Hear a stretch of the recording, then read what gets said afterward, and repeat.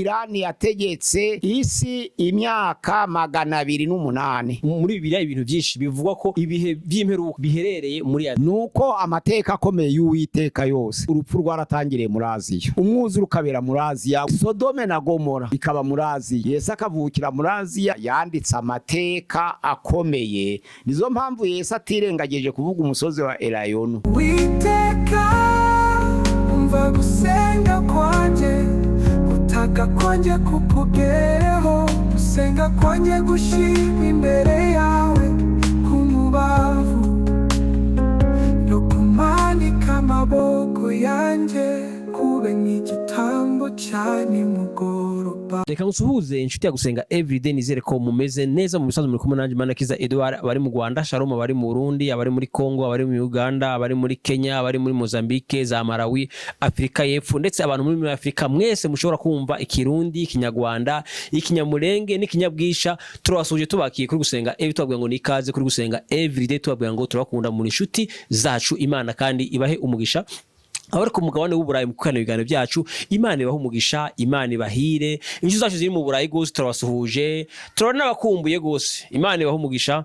Abari ku mugabane wa Aziya turabasuhuje tubabwira ngo Imana ibahe umugisha mu inshuti zacu mu kukana ibiganiro bya gusenga everyday, Imana ibahe umugisha. Abari muri Canada, Imana ibahe umugisha, Imana ibahire kubo guhitamo ibiganiro bya gusenga everyday. Ku mugabane wa Amerika mwese, Imana ibahe umugisha, ibahire, ibagure, ibagire neza kubo guhitamo ibiganiro byacu bya gusenga everyday.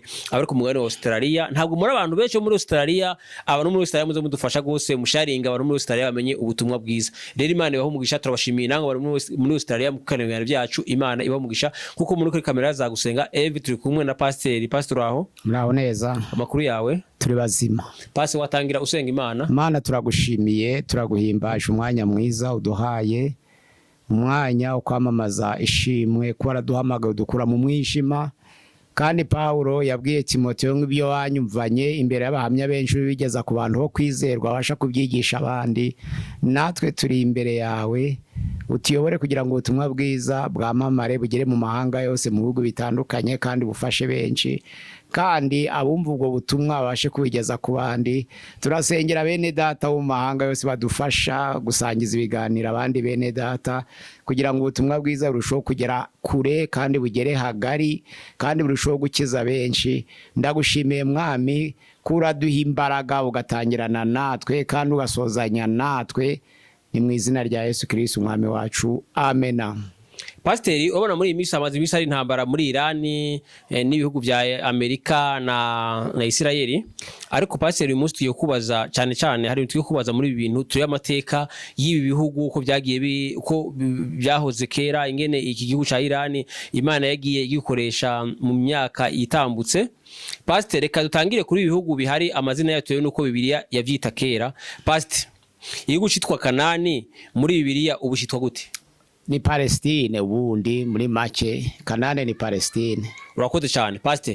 Abafilisitiya ubu batuye hehe? Ubu ni igihugu iki? Abafilisitiya ni muri Aziya, ariko bahanye umupaka ni Turikiya, nuvuga ngo ni hafi aho ngaho. Aha, igihugu cya Mowabu n'Abamoni. Abamoni n'Abamowabu. Ubu ni igihugu iki? Ni hafi, oya ni igice kimwe, ntabwo ibihugu bingana n'ubwami, ariko hariho Turikiya, akabaho na Arabia Saudite n'ibindi nk'ibyo. Urakoze cyane. Edom ni igihugu ca Esawu, aba Esawu. None ubu ni igihugu iki? Ubu ngubu aba Edomite nibo hubwo ba Fenisiya. Ubu igihugu ni igihugu cye ubu muri iki gihugu? Oya, uyu munsi wa none nto cabaye igihugu kimwe, oya ntabwo cabaye igihugu kimwe. Aramu ivuga muri Bibiliya ni igihugu? Aramu ni amajaruguru y'i Babuloni, n'ubu riracahari Aramu. Ico gihugu kirahari umunsi cyitwa Iramu? Iramu kirahari, ariko cahinduye izina, ni ukuvuga ngo hari igice kimwe kiri ku mugabane w'Isiriya, cavuye kuri Iramu kija ku Siriya. Aha, iyo naho igihugu cyitwa Fenisiya? Fenisiya uyu munsi wa none ni hariho Kuwait, hakabaho na Ntuza n'igice c'Imedine c'Abarabu. Aha, Ashuri yoyo? Ashuri ni Asiriyo irahari uyu munsi wa none. Urakoze Pastor. Ese Irani yitwa ite muri Bibiliya? Irani ni Perisi. nta kindi. Irani ni Perse, nubwo hagiye hahinduka duto ku mupaka, ariko Irani ni Perse. None se Pastor, niki Imana yakoresheje Peresi gukora ku bwoko bwayo gikomeye cyane? Ntabwo ari ubwa mbere Imana yakoresha Irani, oya. Abayuda bamaze kugomera Uwiteka yabataye mu maboko y'abanyamahanga. Nta wundi rero yakoresheje n'uwitwa Nebukadinezari umwami w'i Babuloni. Niwe Imana yahamagaye muri Yesaya 25:9 ngo umugaragu wanje Nebukadinezari niwe ntoranije kugira ngo munesheshereza ayo mahanga.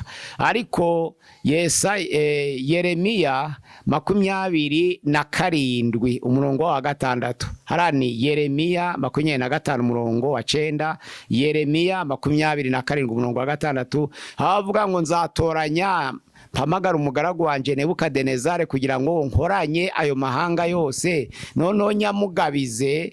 Yashaka kuvuga ngo igihugu c'Ubuyuda cagomeye Uwiteka, ariko Uwiteka akirekurira mu maboko y'abakarudaya kugira ngo bakinyage. Noneho Nebukadinezari arabajyana. Ariko muri Zakariya igice ca 1:12 haravuga ngo ngewe nararakariye Isirayeli buhoro, ariko ayo mahanga yiraye kubanyaga yabarakariye cyane. Nizo mpamvu nongeye nkagaruka ngafuhira ifu Yerusalemu. Yerusalemu bazagarukanga. Ubwo Uwiteka Imana yari yabarekuye mu maboko ya Nebukadinezari kugira ngo kibi igihano cyo gutumvira Uwiteka. Ariko Imana ibonye ubukana bwa Nebukadinezari gutoteza Abisirayeli irahindura, iravuga ngo mfuhiye ifuhe Yerusalemu. Narizo mpamvu ijambo ry'Imana rivuga ngo marayika twavuganaga aravuga ati Uwiteka mwami uzageza he kutababarira ubwoko bwa Isirayeli kandi umaze imyaka 70 ubababaza? Ariko ijambo ry'Imana avuga ngo marayika asubiza Zakariya amagamba amara umubabaro avuga ati Abisirayeli nabarakariye buhoro, ariko abakarudaya babarakariye cyane. Ndongeye ndagarutse mfuhifuhi. None uko gufuha ifuwe kw'Imana irengera ubwoko bwayo nibwo yaje gutoranya Irani, itoranya witwa Kuro.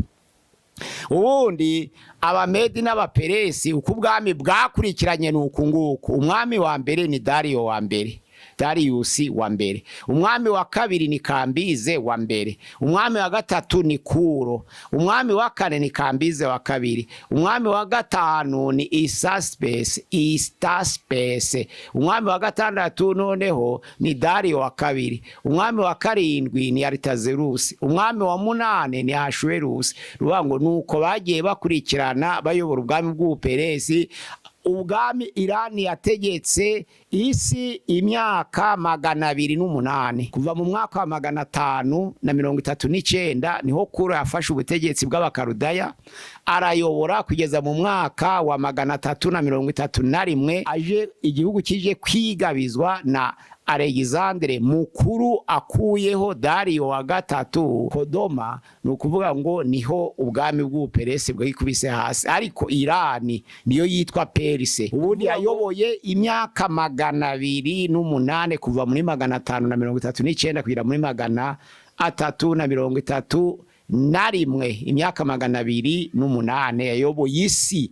Kuro rero ni Imana yasize amavuta byanditswe muri Yesaya igice ca 45:1 kugeza ku 4 ngo ibi ni byo Uwiteka Imana ivuga kuri Kuro uwo yimikishije amavuta.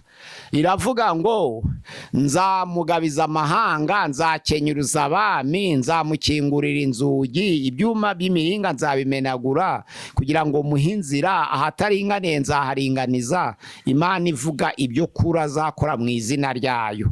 Noneho Kuro amaze guhamagarwa muri Ezira igice ca 1 kugeza kwa 5 aravuga ngo Uwiteka Imana yantoranije kugira ngo ndekure ubwoko bwayo bwari buri Medo Perse bwo Nebukadinezari yari yaranyaze. Ariko kuko Imana yampaye ubutegetsi kangirira icyizere, nanje ngiye kubarekura kugira ngo baje kuba ku rusengero rw'Uwiteka. Nuvuga ngo Imana rero nta wundi yari kubona wabasha gukura Abayuda mu buretwa bwa Nebukadinezari kereka Kuro. Imaze kumutoranya rero irebye ubukana bw'ubugome bwe imusiga amavuta. Iravuga ngo nibyo Uwiteka avuga kuri Kuro uwo yimikishije amavuta. ngo nzakenyereza abami kubwe, nzakingura inzugi kubwe, ibihindizo n'iby'inzugi n'imiringa nzabimenagura kubwe muhe inzira kugira ngo atambuke afate abayuda bari mu Bakarudaya abajane Yerusalemu bubaka urusengero rw'Uwiteka. Imyaka 200 Irani yategetse isi, nuko baje guhindura izina, ariko na kapitali kaba yarahindagurikaga. Ahitwa Persepoli niho ari kapitali ya mbere, noneho kapitali ya kabiri bayishira ku cicaro c'Ishushani, noneho iya gatatu bayita kuri Ekbana. Nuvuga ngo kapitali yabaye hatatu mu butware bwa Medo Perse. Medo Perse bisobanura ngo ni ubutwara amoko abiri y'Abamede n'Abaperesi bafatanije. Nizo mpamvu bamaze gutsinda Abakarudaya, umwami wa mbere Dariyo yari umumede. Daniel igice cya 6 umurongo wa mbere yari afite imyaka 62 w'umusaza, ariko noneho rero aza gusimburwa na Kambize. Kambize wabyaye Kuro. Kuro niwe waje gutoranwa n'Uwiteka Imana imaze kumusiga amavuta. Nuvuga ngo Irani yategetse kuva kera, si ubwa mbere. Kandi ibihugu byari biri mu butware bw'Abamedo Perse hari harimo Syria, hari harimo Palestine, hari harimo Fenisia, hari harimo Ikipuro. Urumva Irani yari isanzwe ibategeka. Ubundi Palestine nico gihugu, Israel ntabwo ari igihugu, ni inkambi baje gupromotinga, ariko ubundi igihugu kizwi ni Palestine, ariyo yitwaga Kanani yico gihe. N'ubu Kanani ntiyavuyeho kuko abanyakanani barahari, ariko igihugu kizwi kuri carte ni Palestine, ariko cabaye mu buretwa by'imyaka 208 bwa Irani. Nuvuga ngo ntabwo ari bwo Irani yategeka Israel, oya, yayitegetse kuva ico gihe kera. Urumva niba ifite Fenisia, ikagira Palestine, ikagera Syria, ikagera Kipuro. Nuvuga ngo hari hagari, nuko ibihugu byagiye birigaba bigaca kabiri, ariko ntabwo ari bwo Irani yategeka. Kuro rero yanditse amateka akomeye, niwe wabaye umwami wemejwe n'Uwiteka gusigwa amavuta kugira ngo byerekane ko Imana yamuhaye imbaraga nyinshi, abashe gukura mu batu bwoko bw'Imana bwa Isirayeli basubire mu gihugu cy'iwabo mu mugambi wo kubaka urusengero. Kuro yari afite amakuru ku Uwiteka Imana irwanira urusengero rwayo, inzu yayo, aho abantu bakorera ibitambo. Nizo mpamvu nawe yagize umuhati wo kurekura Isirayeli ngo baje gutambira Uwiteka. Bari mu buretwa bw'Abakarudaya, noneho Kuro abaha umudendezo, aravuga ngo nino ni heza, ariko ushaka yasubira iwabo, ariko umugambi w'Uwiteka kuntoranya ni ukugira ngo barekure muje kubaka urusengero mutambira Imana yanyu. Ubwo rero nukuva kera Irani yarategetse. Aha, Pastor mu bantu dukurikiye wabwira cyane cyane muri Irani abantu bagiye ese Naomi ntibaba baragiye muri za Irani, ntabwo abantu bumve amakuru bamenye ukuri iby'ubwami bwagiye imipaka y'ibihugu yaciye aho ubwami butaba, kuko Irani ntabwo iri ruguru, iri mu gice cy'iburasirazuba bwa ruguru bwa Iraki, ariko Iraki ni Mesopotami, ubundi nico gihugu. Irani rose ubwa mbere yategeka, kandi Irani nayo ni igihugu kinini, kuko Irani ubunini bwayo ingana na Sudani y'Amajyaruguru. Urumva ni igihugu kinini cyane, kirishoboye, kirihagije. Imana ishobora rero kuba igiye kubyutsa, ariko ntabwo ariko Bibiliya ivuga ko Imana izogera kubyutsa Irani, ariko ntabwo ari ubwa mbere yategeka. Pastor akoze tugiye ku bibazo bya Iraq ariyo. None se Pasiteri, Iraq yitwa ite muri Bibiliya? Ni Mesopotami. Ego. No kuvuga ngo hari Mesose Omirie, hakaba Potamos Fleuve. Nuvuga ngo ni umugezi, nuvuga ngo ni igihugu kiri hagati y'imigezi ibiri, Tigre na Eufrate. Niho ingobyi ya Edeni ubundi bayishakira aho hagati. Ingobyi ya Edeni ubundi ahantu bayishakira ni muri Iraq. Ni muri Iraq. Ego. Aho ngaho rero handitse amateka ko ni umuntu yaremewe, cyo ni cyambere. Umuntu atarakora icyaha niho yabaga, umuntu yambaye ubwiza bw'Imana niho yabaga, hataragera icyaha niho umuntu yabaga muri Iraq, naho ngaho yabaga. Ariko none yaramaze gukora icyaha, ntabwo Imana yamwimuye, ariko umurimo wa Edeni bavuga n'ubwiza bw'Imana.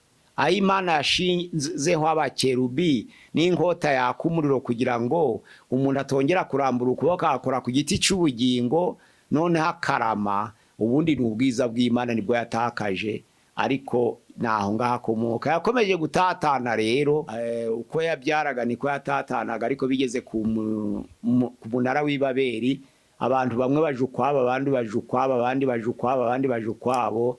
Ubwo ni ukuvuga ngo inkomoko y'amoko iragaragara, inkomoko y'amabara iraboneka, inkomoko. Ariko icyo gice cyaziya cyabayemo amateka akomeye. Icya mbere niho haremewe umuntu, kandi Imana igiye gucungura umuntu imaze gutegeka Nowa ngo yubake inkuge, ayiremera muri Aziya. Imana imaze kurokora Nowa n'umuryango we bose hamwe uko ari 8, barororoka. Bageze ku munara w'Ibabeli, Imana ibayobya indimi. Umunara w'Ibabeli nabo ni Babuloni, ni muri Aziya. Noneho rero Imana igiye guhamagara Aburahamu muri Uri y'Abakaludaya, Imana iravuga ngo nawe ndaguhamagaye, ni muri Aziya. None Imana igiye guhamagara Mose ngo aze gucungura Isirayeli mu Egiputa, imuhamagara ari muri Aziya. Acungura Isirayeli, bakora urugendo kugira ngo bagere muri Kanane y'isi, kuko icyo gihe Egiputa niyo yashushanyaga isi y'ibyaha. Ariko Farawo yari Satani, Abisirayeli yari itorero riri mu isi y'ibyaha rigomba kuyoborwa. Noneho Mose yari umucunguzi, arayobora imyaka 40 yose mu butayu, abageza mu gihugu cy'amasezerano. Kandi abenshi muri uko barakoze ibyaha, ijambo ry'Imana tubwira ko bashiriye mu butayu. Uko bari 600 mu Kuva 12:37, uko ari 600, hagezeho 2 bahumeka bavuye mu Egiputa, ari we Yosuwa na Kalebu. Abandi bose umubare w'Abisirayeli bose bageze i Kanani bari abavukiye mu butayu. Ubwo ni ukuvuga ngo byari igishushanyo cyangwa se ikigereranyo cy'uko itorero riri mu rugendo. Nk'uko Isirayeli yatangiye urugendo kuva mu Egiputa kurigeza muri Kanane y'isi, niko n'itorero ryatangiye urugendo kuja mu ijuru. Ubwo ni ukuvuga ngo ni urugendo natwe turimo n'urwo mu butayu. Ni ukuvuga ngo urwo rugendo rero rwabereye muri Aziya. Kanane y'isi ni Palestine, ni muri Aziya. Mose atoranya nk'umucunguzi ari wo muri Aziya. None Imana igiye gutoranya Yesu Kristo nk'umucunguzi, ari we Adamu wa kabiri wo gusimbura Adamu wa mbere. Nk'uko ijambo ry'Imana ritubwira ngo mu Bakorinto ba mbere igice cyaho ni icya 15:45 ngo kuko Adamu wa mbere yari ubugingo buzima, ariko Adamu wa kabiri ari we Yesu Kristo yabaye umwuka utanga ubugingo. Nawe Imana imuhamagara muri Aziya. Ni ukuvuga ngo avukira i Betelehemu, ni muri Aziya. Abambwa i Gologota, ni muri Aziya. Azukira muri Aziya, aja mu ijuru bamureba muri Aziya. Ubwo no kugaruka rero igihe kizabera, igihe bizaba ku musozi wa Elayono, ni muri Aziya. Yesu agarutse ubwa kabiri, ariko ubwa mbere igihe cyo gushikira itoro ntabwo azakoze ibirenge ku butaka. Oya. Ni ukuvuga ngo nazamura itorero, azagaruka ubwa kabiri aje ashinga ibirenge ku musozi wa Elayono, ndaho ni muri Aziya. Ni ukuvuga ngo intambara ya Harimagedone nayo, abenshi iyo bumvise intambara barasakuza. Yava muri Amerika bati ni Goge na Magoge, byaba muri Aziya bati ni Harimagedone, bwaba bati ni Goge na Magoge. Ariko izo ntambara zirazwi, igihe zizabera kiragezwe. Nubango intambara ya Harimagedone izaba ku cago ca 6 c'ibikeri, hasigaye urubura gusa. None ico cago c'ibikeri nico kizazana imyuka 3. Iyo myuka 3 nizaba isa n'ibikeri kugira ngo igiranye cago cyo mu Egiputa. Iyo myuka isa n'ibikeri rero ijambo ry'Imana ravuga ngo ni imyuka y'abadayimoni, niwururiza abantu bo kwisi kuja mu ntambara y'umunsi ukomeye, igahamagara ibihugu bikomeye cyane bifite imbaraga kugira ngo bihurire aho hantu. Ariko imbarutso ni Palestine nyine na Isirayeli. Ariko Isirayeli nticyari igihugu, ahubwo yari inkambi yatoranijwe na ONI y'icyo gihe kugira ngo babashe kuremera Abisirayeli bari gutahuka bavuye muri diaspora. Mwaka w'1897 niho Roche Chad yaremye ikintu cyitwa Mouvement Sioniste.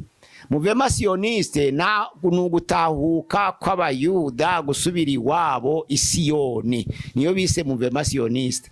Itangira mu 1897. Noneho witwa Balfour akora declaration, ni ukuvuga ngo sohora itangazo byitwa Declaration Balfour, rivuga ko nyuma y'intambara ya mbere y'isi bagomba gushakira ahantu ho bakubakira inkambi abisirayeli batahutse ni nyuma y'1918 ubwo arayidekarara bituma abayuda bose bari bari gutahuka kuko abanyamahanga bari baturiye bari batangiye kubareba nabi ariko itsembatsemba ry'Abadage ryari ritari ryaba ko ryabaye hagati ya 41 na 42 622 Mahome yimukira Medine avuye Maka babyita Ejiri ari abisilamu batangirira kalendari yabo muri 638 bagira umuvuduko wo kwihuta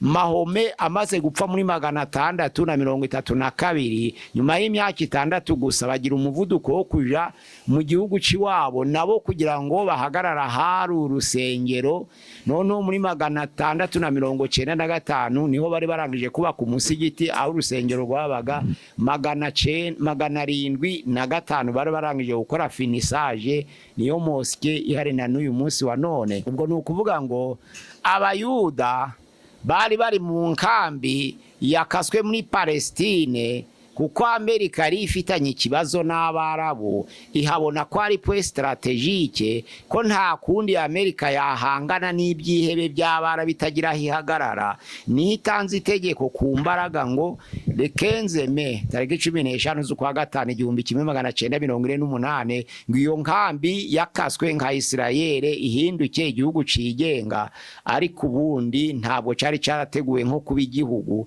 ahubwo nuko Amerika yashatse kugihugu bwigenge kugira ngo ibona hihagarara mu gihe cyo kurwanya Abarabu point strategique ubwo nukuvuga ngo barakiremekanya noneho kikaja gitera buhoro gifata uduce noneho Abarabu nabo kuko bari bararangije gutura muri Palestine kandi bose bawemera nk'umurimo wa Aburahamu hari Abarabu abakomoka kuri Ishimayeli na Aburahamu arabakomoka kuri Isaka na Aburahamu arabakomoka kuri Ketura aribo ba Medianite na Aburahamu abo bose baye mu mahanga yose batatana ariko buri wese yaba umuyuda yaba umwarabu yaba umumediani bareba ku murimo wa Aburahamu kuko ari gakondo y'abasekuruza ubwo rero uyu munsi wa none izo ntambara iyo hari amakimbirane iburasirazuba banareba Palestine none bakareba le Palestiniye n'Abayisirayeliye nibo bari guhangana abamediane ntibakoma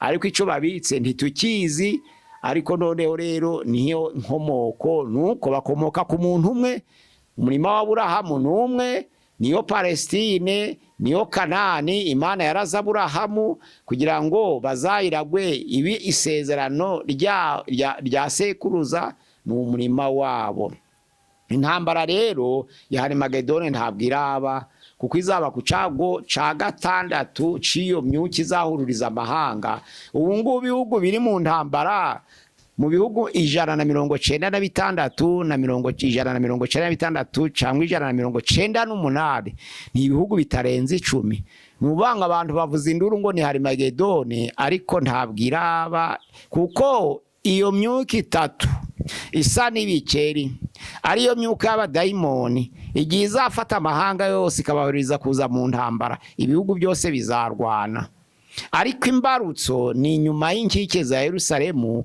nizo mpamvu bayise Harmagedone hare intambara Imegido ni inyuma y'inkike iyo ntambara rero ntabwiraba kuko ibyago 7 ntibiragera kandi ukurikije abaposte millenariste bo bavuga ko ibyo byago bizaza abantu bose bakiri ku isi abaposte millenariste bakavuga ko niba imyaka 1000 yaratangiranye no kuzuka kwa Yesu azagaruka abantu bose bari ku isi abyago bize bari hamwe ariko Imana irokora bayo nkuko Imana yategetse abisirayeli gusiga amaraso ku nkomanizo z'imiryango no ku ruhamo kugira ngo marayika murimbuzi naza akabona amaraso abanyureho asimbuke arimbura abanyegiputa ariko noneho rero bavuga ko Yesu naza noneho muri poste millennarisme bazaba ari kumwe ibyago 7 bikafata abatemera Imana abatarize izina ryayo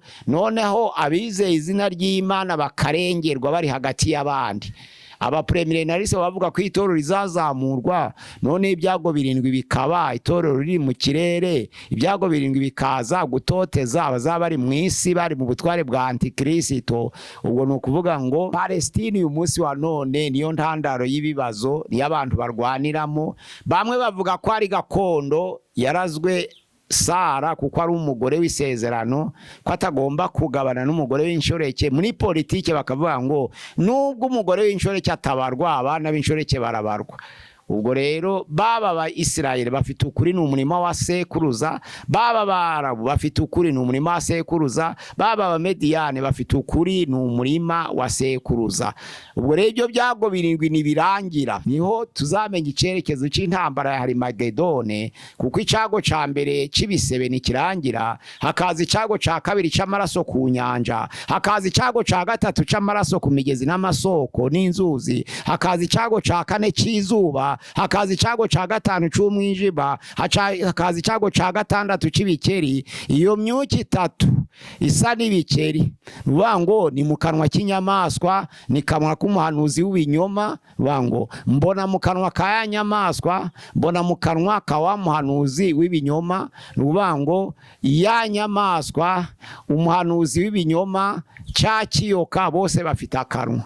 Mu kiyoka harimo akanwa, mu nyamaswa harimo akanwa, mu muhanuzi w'ibinyoma harimo akanwa. Iyo myuka itatu ize ni ukuvuga ngo izaba ari itegeko rihatanzwe n'umutegetsi w'isi, ariko ryambaye imbaraga za Satani. Nico ca kiyoka. Ikiyoka ni Satani, nyamaswa ni umutegetsi w'isi utwaza igitugu, umuhanuzi w'ibinyoma ni umukuru w'itorero wumvikana nawe gukora amahano.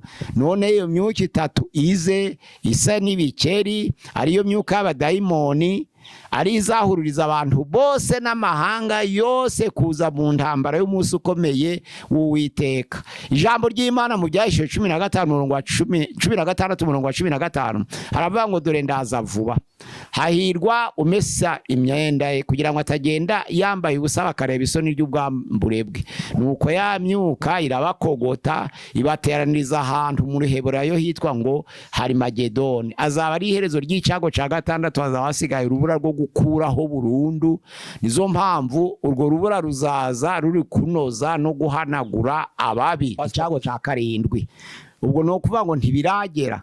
Na intambara ya Goge na Magoge yo nta igihe cyaho kiragera. Oya, intambara ya Goge na Magoge nta igihe cyaho kiragera. Pasi urakoze.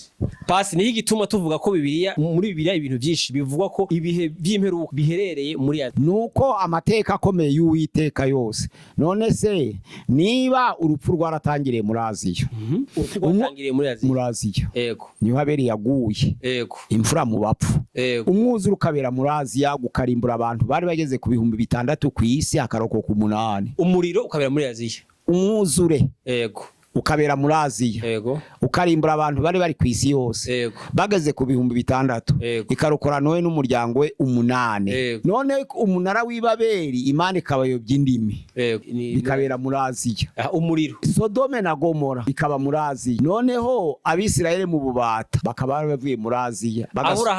Aburahamu akaba ari uwo muri Aziya. Mose umucunguzi agatoranya muri Aziya. Yesu akavukira muri Aziya, ariko hakabera kaga akabambirwa muri Aziya, ariko insinzi akazukira muri Aziya. Urumva Aziya yanditse amateka akomeye. Nizo mpamvu Yesu atirengageje kuvuga umusozi wa Elayono uri hakurya ya Yerusalemu, ko kugaruka kwe ubwa kabiri yari azashinga ibirenge kugira ngo ategure inzira yo kugira ngo abazaba banesheje Isirayeli nk'ubwoko bw'Imana izanyura mu musozi wasadutse kabiri kugira ngo abari isubiriye Yerusalemu. Yesu yubahiriza Elayono nk'umusozi wo muri Aziya. Urumva amateka yose niba nawe yaravukiye muri Aziya, agakurira muri Aziya, akigirishiriza muri Aziya, akabambwa muri Aziya, akazukira muri Aziya, ni ukuvuga ngo nagaruka azagaruka muri Aziya kugira ngo itorero rizamurwe. Ariko none ico gihe bizaba ari mu buryo butangaje, kuko amaso yose azamureba. Ibyahishuwe igice ca 7 ngo amaso yose azamureba, ndetse n'abamucumise bazamwitegereza n'abamubambye. nukuvuga ngo nizo mpamvu ijambo ry'Imana riravuga ngo abazaba baryamye bazamubona umwe agenda asigare, abazaba bari kubeta umwe azagenda asigare, abazaba bari ku gasongero k'inzu umwe azagenda asigare, nuko amaso yose azamureba ngo ndetse n'abamucumise. Uretse ko abamucumise bo atari itoro ryo kuzamurwa, ahubwo bazaba bategereje gucirwaho iteka niba batarihanye, ariko abihanye bo azaba ari ubwoko bw'Imana. Pastor akoze. Pastor, nike gihugu ca kera kivugwa cyane muri Bibiliya muri Aziya? Ni byinshi bivugwa. Igihugu ca mbere kivuga kiza kumenya wa mbere. Ariko igihugu ca mbere kivugwa muri Aziya, urumva hari amazina ya kera, ariko icabanje ni Mesopotamia, Fenisiya, Abafilisitiya.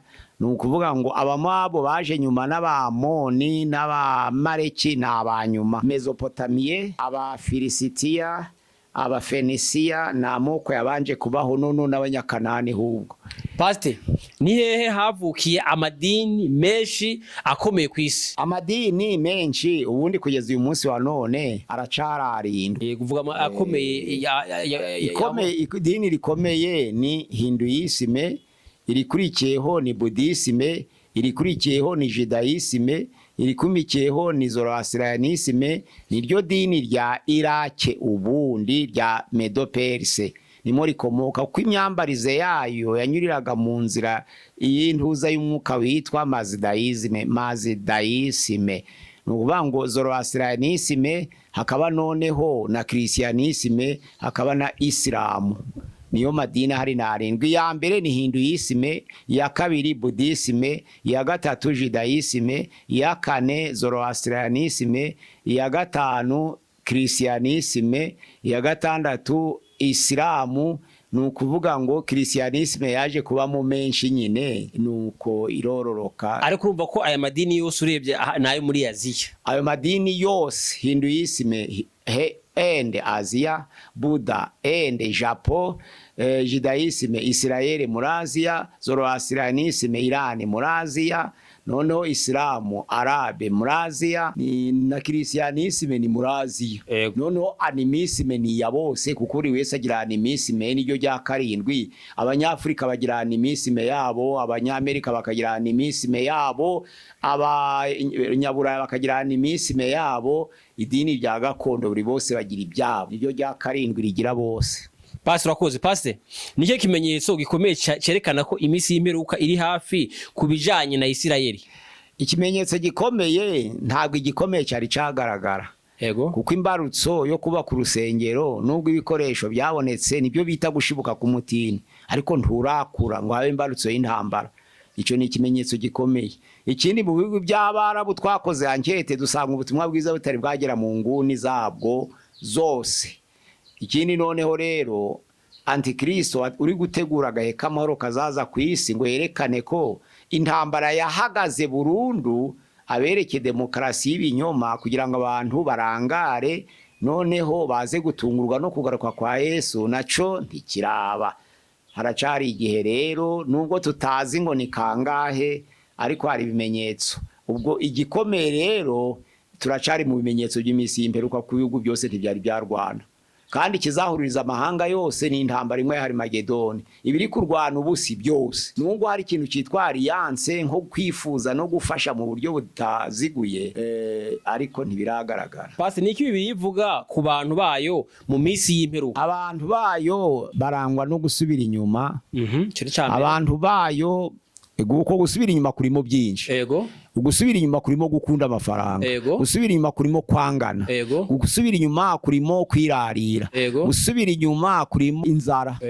Gusubira inyuma nyine inzara ni ingaruka nyine y'abasubiye inyuma. Ariko gusubira inyuma kurimo kwirarira, gusubira inyuma kuribo kwangana, gusubira inyuma kurimo intambara z'imitima, gusubira inyuma kurimo byinshi. Iyo abantu bakunze amafaranga bakangana, ntibibuke bagenzi babo, bakanga bo bavukana, ibintu nk'ibyo ni ibintu bigaragaza iminsi y'imperuka. Ariko Bibiliya mu njambo rimwe yaravuze ngo urukundo rwa benshi ruzakonja. Ni Matayo 24 turutse ku murongo wa 12 wa 13. Urukundo rwa benshi ruzakonja, nico kigaragara kifashitiye hamwe. Iyo urukundo rukonje abantu barikunda, iyo urukundo rukonje abantu baba gito, iyo urukundo rukonje abantu batabarana, iyo urukundo rukonje abantu barangana, iyo urukundo rukonje abantu barasebanya, ibintu byose bigashamikira kuko urukundo rwa benshi ruzakonja. Pastor akoze. Pastor, Babuloni ivugwa ite mu gitabo cy'ibyahishuriwe Yohana? Babuloni ni ihuriro ry'amadini barenze imbago bakifatanya n'ubutegetsi bw'isi ubundi. Ariko ijambo Babuloni risobanura ngo ni irembo ry'Imana nyinshi. Babelu, irembo ry'Imana nyinshi. Bagiraga imana nyinshi mu gihugu c'Abakaludaya, nibyo nizo mpamvu babikoreyeho urugero. Bagiraga imana nyinshi, bagiraga za Mariduke, bagiraga ba Tamuzi, bagiraga ba Gibire, bagiraga imana z'ubwoko bwinshi. Izo mana rero bisobanura ngo irembo ry'Imana nyinshi ni uruhurirane rw'amadini rwarenze imbago, ntibagendere mu mategeko y'Imana, ahubwo bagatambikira bakavanga n'ay'isi, noneho itorero rikahinduka idini rigatuma umwimerere waryo. Nizo mpamvu bivuga ngo iraguye Babuloni ikomeye, ihindutse icumbi ry'abadayimoni, ahabarizwa imyuka mibi. Ni ukuvuga ngo bavanga gusenga no kuraguza, kuko ari irembo ry'Imana nyinshi. Muri bo bararaguza, abandi bagasenga Imana, abandi bagahimba ibinyoma. Ni ukuvuga ngo ni Babuloni, irembo ry'Imana nyinshi. None ico gihugu cagiraga imana nyinshi bagitangaho urugero ngo Babuloni rihinduka ihuriro ry'amadini barenze imbago zo kugendera mu murongo w'itorero nyakuri. Pastor akoze. Pastor, ni iki Babuloni ishushanya mu misi y'imperuka? Mu misi y'imperuka Babuloni ishushanya kadubi. Nta kadubi, hari amabwiriza adaturuka ku Mana yatanzwe n'isi, noneho abiyitiriye itorero bakurikiza bagahinduka kadubi. Ni nka Perugamo mbese. Pastor, ni iki kizaba kuri Babuloni mu mperuka? Izaribuka. Iraguye ihindutse icumbi ry'abadayimoni. None barakangurira abera b'Imana ngo nimuyisohokemo, kugira ngo mudafatanya nabo ibyaha byabo, mugasangira nabo ibyago byabo. Kuyisohokamo rero nta rukuva mu bantu, ahubwo ni ukudahuza nabo mu migambi mibi. Pastor akoze. Pastor, ni bande bitwa abami? Ni bande bitwa abami bo mu burasirazuba mu byahishuriwe Yohana? Ubundi abami b'Iburasirazuba ni abami bo mu Bakaludaya. Niwe Bibiliya ivuga mu byahishuriwe Yohana? Abami b'Iburasirazuba bategura intambara. Ni ukuvuga ngo nubwo ibihugu by'amahanga, kuko ntabwo Amerika iri Iburasirazuba, ariko Kalide iri Iburasirazuba, kandi Isirayeli nibarizwa Iburasirazuba na Palestine. Ni ukuvuga ngo ituma bavuga Iburasirazuba ni uko amahanga azahanyurira gutabara, bamwe batabara abandi batabara ikaba inzira. Ntabwo Amerika izarwana n'Uburusiya birebana, ahubwo Uburusiya buzanyurira muri Irani, noneho na Amerika inyurire muri Isirayeli, noneho ibabera inzira ahubwo yo guhurira mu kibaya kugira ngo bagerageze ibitwaro byabo. Pastor akoze. Pastor, nuruhe ruzi ruzakama kugira ngo inzira yabo ifunguke? Uruzi ruzakamira ni ukuvuga ngo ni uruzi ruzakamira kugira ngo inzira y'abami itegurwe. Ni ziriya nzuzi zombi zigose umurima wa Mesopotamiya, Tigre na Ufurate. Urakoze Pastor. Pastor, kuki Imana ikoresha ibihugu byo muri Aziya mu migambi yayo? Imana ikoresha ibihugu byo muri Aziya mu migambi yayo kugira ngo isoza amasezerano, kuko ubutumwa bwiza irema Adamu kwarugira ngo yamamaze ubutumwa, irema Nowa yari umuvuga butumwa, irema Aburahamu kwarugira ngo bamamaze ubutumwa, uko bamenye Imana bayimenyekanishe mu mahanga.